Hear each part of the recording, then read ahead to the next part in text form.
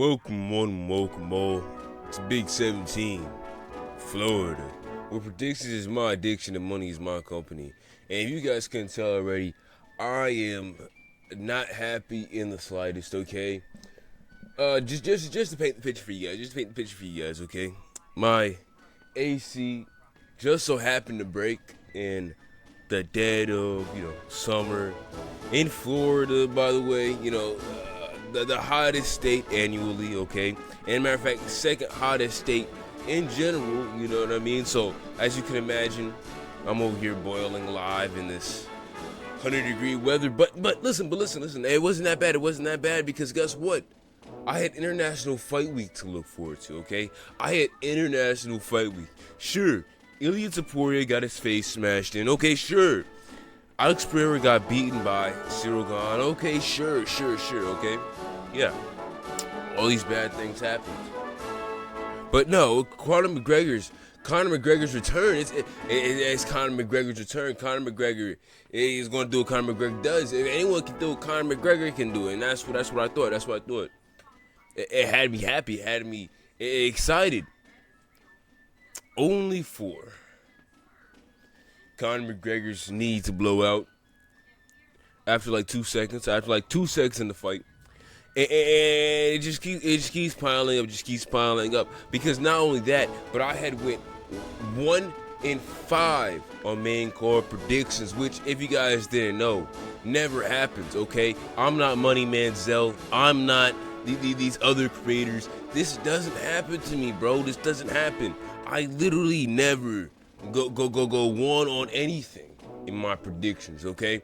So clearly, there has to be some kind of higher force, higher power that's just, you know what I'm saying? Clearly, someone out there had to have done this to me, you know what I'm saying? And there's only one person I could think of. That could have possibly led to my GOAT losing. And what makes it worse is it's kind of the exact same thing that happened with Joshua Van versus Pantoja, okay? The guy goes into the ring, okay? He throws literally one kick, breaks something, okay? The fight didn't even happen, and they're already being like, oh, this is clearly a fight won by this guy. Instead of doing a DQ, a no contest, the fight literally didn't happen. You know what I'm saying? But no. We do DQs only when it's Tom Aspinall versus Cyril Gane. When Tom Aspinall was fouled against Cyril Gane. When Tom Aspinall, the champion at the time, got his eyes gouged out by his contender, the guy coming up to fight him for the belt, cheated against him and poked out his eyes, okay? The fight did happen, okay? It was more than just 2 seconds of a fight. The fight actually went on. But okay, they DQ that. But Aljamain Sterling versus Petr Yan, they didn't DQ that one. Like I'm confused. What exactly are the rules here, okay? You know what I'm saying? Like, we're not savages. We're not barbarians. We don't just, live off the land and do whatever we want. There are laws for a reason. We are civilized. Laws is what separates man from beast. If we can't even hold up our own laws, our own rules, then what are we? We're no more than savages, monsters, like literal savages. You know what I'm saying? Roaming the wasteland, feeding off of whatever we can find. You know what I'm saying? We're no more than them. Okay. So my question is, where do we draw the line? Where do we draw the line, bro? Where do we draw the line? If you can say I'm coping. I'm not coping, okay? I'm not coping. And you know why? Because I know exactly who's the fault in all of this, okay? Money Manziel, I blame you, okay? The first time I watched this guy's channel, he's talking about Conor McGregor. Oh my God, bro. Like what are the chances, okay? Not only do I have to go through this horrendous heat, this horrible heat in Florida, But I also have to do this. I have to go to this. You know what I'm saying? If my GOAT loses, I go 1-5 on main card predictions. Okay, and Paddy Pimblett did exactly what I said he was going to do. He did exactly what I thought he was going to do. He strangled him. And guess what? You know what I did? You know what my idiotic brain did? He was like, oh, okay. You know what I'm saying? I'm losing on all the other predictions on the card. I'm not going to, you know what I'm saying? I'm not, you know? You guys know exactly what I mean. I'm not going to put a green on it. I'm not going to put no green on it. You know what I'm saying? Something out there hates me, bro. Something out there hates me. Something out there. I don't know what it is. I don't know. And I'm genuinely sorry, bro. I am genuinely sorry to anyone who had watched my 7 videos on this Conor McGregor fight. I've been making videos about Conor McGregor ever since I found out Conor McGregor was going to be coming back to the UFC. Ever since, and I've been saying this the entire time. Conor McGregor will win. For 1, the UFC cover curse. For 2, the year of the underdog. For 3, it's Conor McGregor. And he breaks his leg. Man. Every good fight is always some kind of injury. Corey Sandhagen, if he didn't mess up his leg, you know what I'm saying? But here's the difference between Corey Sandhagen and Conor McGregor. At least Corey Sandhagen didn't break his own leg, you know what I'm saying? At least he didn't do it to himself. At least then you can say, okay, Mario Bautista did it, you know what I'm saying? Mario Bautista did it. He wouldn't have been able to do it if he wasn't skilled enough to do it. So clearly, you know what I'm saying?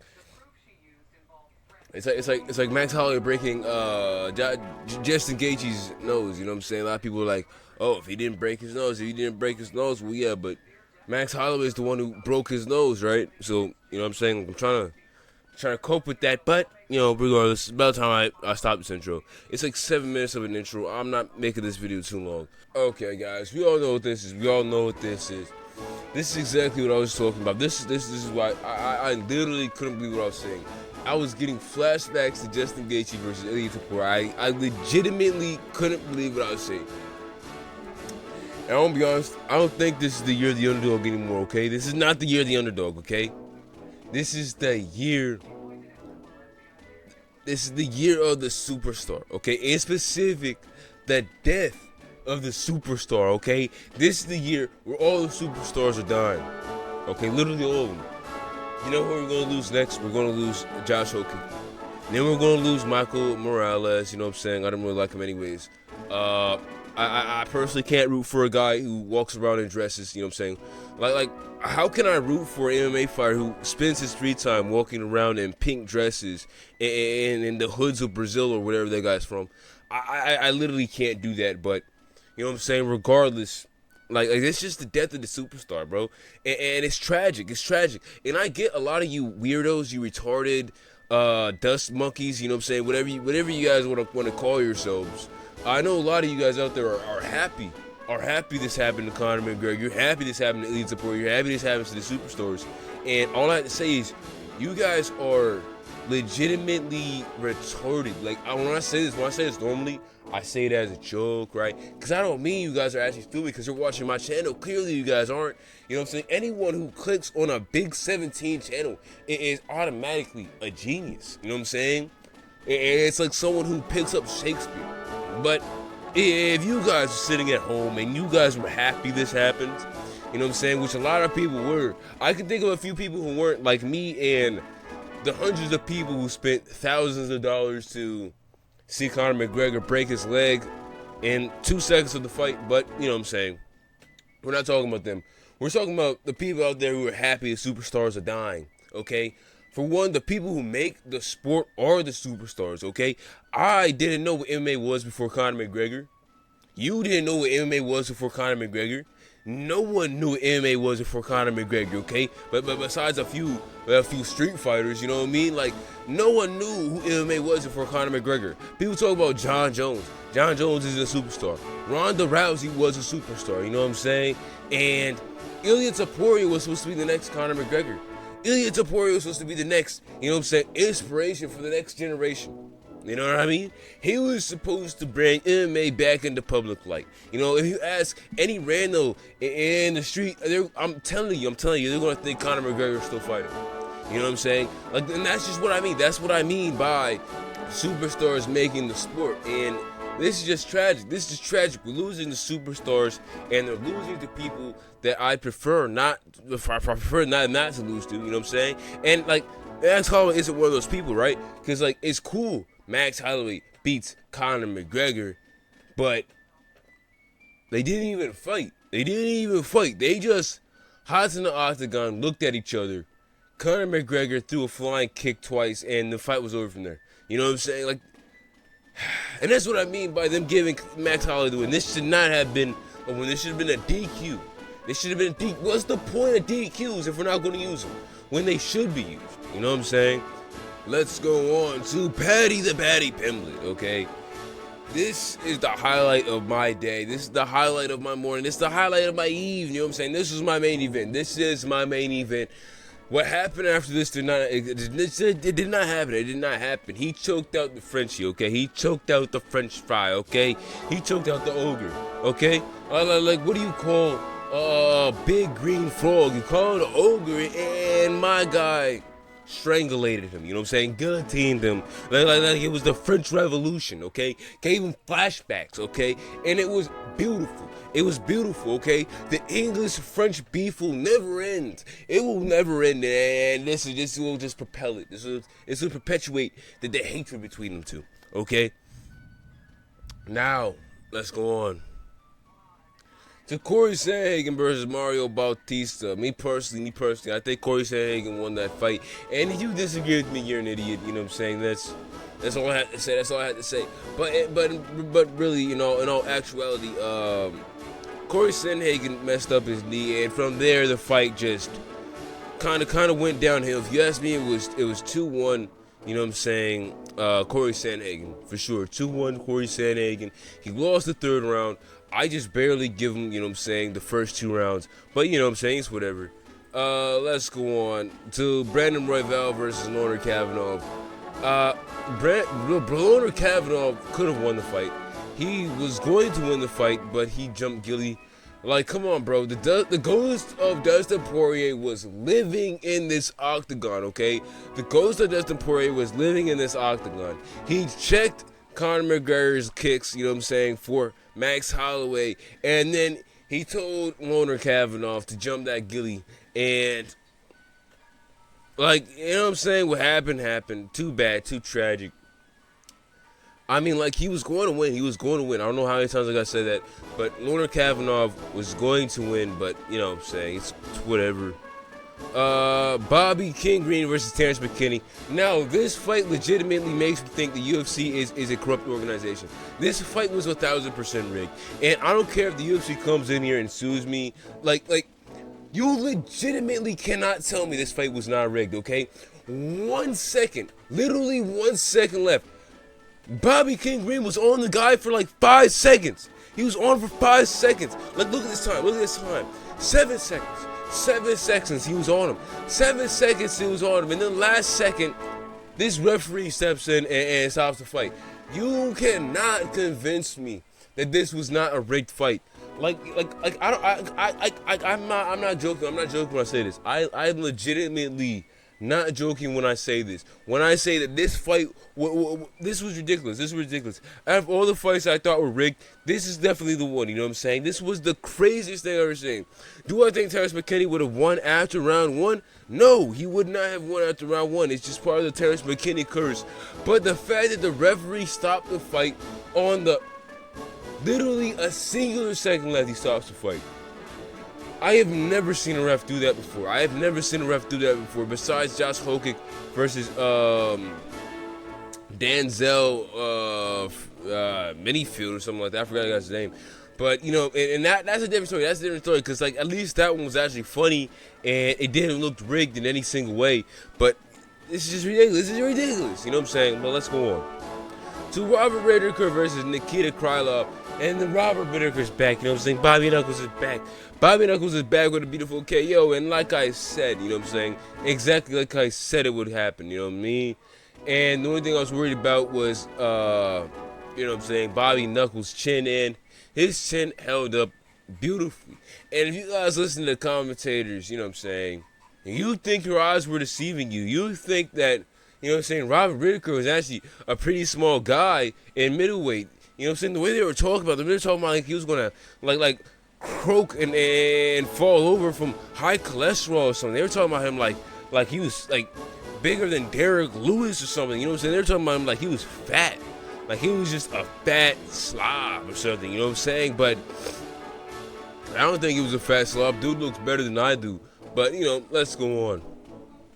Gable Stevenson did exactly what I thought he would do. I expected a little bit more eye pokes, honestly. You know what I'm saying? He kind of frames exactly like John Jones. And I know it's not just me, but this picture of him in the corner, he looks like a Teletubby. He looks like a soft little, like fluffy baby or something. I don't know. He just doesn't look intimidating in the slightest. But you know what I'm saying? I expected him to get this knockout way sooner than he actually did. But you know what I'm saying? It's whatever.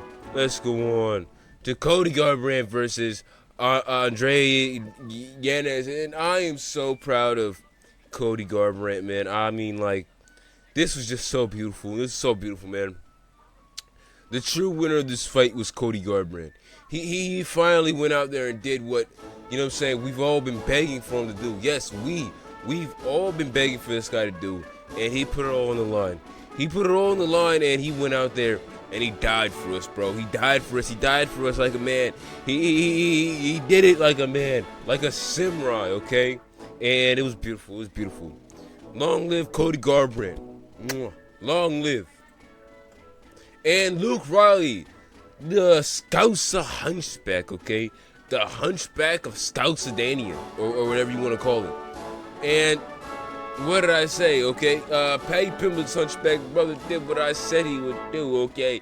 He came in here like a wrecking ball and knocked this guy out in the first rounds. And 3 minutes of the very first round, it was beautiful. It was beautiful. You know what I'm saying? This is exactly what I expected Luke Riley to do. You know what I mean?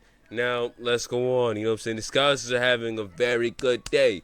And my baby, baby,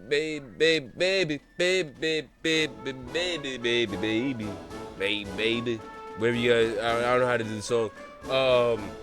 Tracy Cortez, my pretty princess. I said I would never doubt her, and I didn't. Okay? She was a warrior out there. You know what I'm saying? Making all of us simps proud. You know what I mean? She went out there like a warrior. You know what I'm saying? She did what she did. And sure, she got outstriked like 101 or whatever. It doesn't matter. Okay? What matters is that our pretty princess here is still pretty. You know what I mean? And she makes us all proud to be MMA fans. Okay?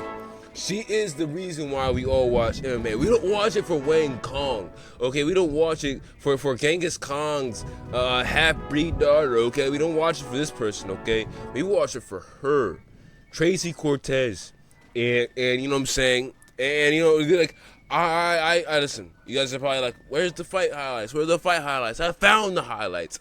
I found the only highlights that matter, and this is the only highlights I care about, okay? And this is the only highlights I want to see, you know what I'm saying? If anything, I'm doing y'all a favor, you know what I'm saying? I am doing you guys a favor. You guys should really thank me right now, you know what I mean? But let's go on. The Damian Pinas. First round TKO against Cesar Almeida. And what did I say, bro? We all love Pinas. Pinas is a monster, bro. Pinas is a monster. He's big, he's black, he's got excellent penetration. Hide your wife and hide your daughter. He is a monster, and he's going to devour. He's going to devour, okay? He's going to take your wife from you, bro. You know what I'm saying? Everyone loves Big Black Pinas, okay? That's his nickname. That's his nickname, by the way. His nickname is Big Black, okay? I did not make that up. Damian Big Black Pinas, okay? Yo, this guy is awesome. You know what I'm saying? He only has one loss on his record. And last time I checked, there's another guy in this whole thing that has one loss on his record. And last time I checked, you know what I'm saying, he was weight class lower than me. He's the GOAT. And Damian Pinas is the real prospect, okay? Screw everyone else you talk about. He's the real one. Let's go on to Farid Bashrat. Now this youngin right here, this youngin Gazar, John Gaz, yo, this kid's got heart. This kid's got heart. He's an inspiration for all of us. The opposite of Farad Bashrat, okay? Bashrat, bro, you're a grown man. You're going up against this prepubescent child, and you struggle to finish him. You gotta take this prepubescent child to a decision? Seriously, bro. Are you kidding me? Are you kidding me? This guy looks like the Arab prince. Okay, he looks like the Prince of Bel Air. He looks like Prince Nazim or something like that. And he had to take this prepubescent little boy to a decision. Disgraceful, bro. You just commit seppuku right now, man. Commit seppuku right now. Just leave the face of the planet, okay? This is disgraceful. Now let's go on to Ryan Gondra with a first round TKO/TKO. I mean TKO/KO, KO/TKO, whatever. Versus Zachary Reese, and it was beautiful. It was beautiful, you know what I'm saying? First minute round. This is what I wanted to see for Conor McGregor versus Max Holloway, but you know what I'm saying? I'm not going to talk about that. Let's go on to Alessandro Costa. My GOAT. I am a fan of the flyweight division once again. And my electricity just flashed. I'm so happy it didn't end the recording.